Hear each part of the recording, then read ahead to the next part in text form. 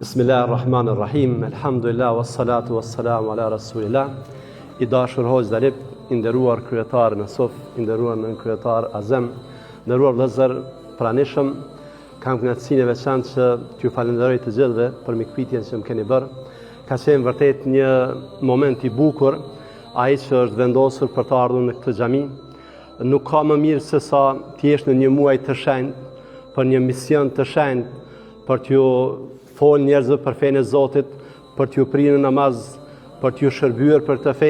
Prandaj konsideroj që kjo përzgjedhje edhe për mua, edhe për ju në këtë kohë ka qenë një nimet dhe mirësi për Allahut te bareke ve teala.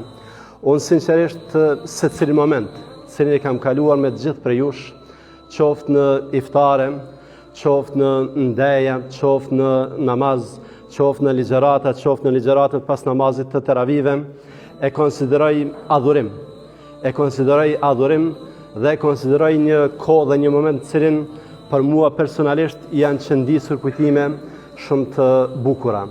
Sigurisht se ne jemi munduar që me disa prej angazhimeve tona jo të sillim ndonjë risi, mirë po këtyre netve të bekuara të Ramazanit t'ju japim një kuptim të vërtet, për arsye se janë net shumë me vlerë, janë net të Kuranit, prandaj jemi munduar që sadopak t'i ngjallim këto net me fjalën Allahut te bareke ve teala.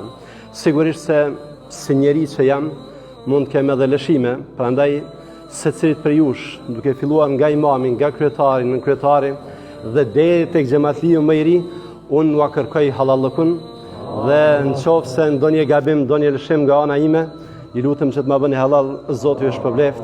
Edhe një herë faleminderit shumë Hoxh, Allahu i rujt, faleminderit shumë kryetar, faleminderit shumë kryetar, Allahu i rujt, faleminderit shumë.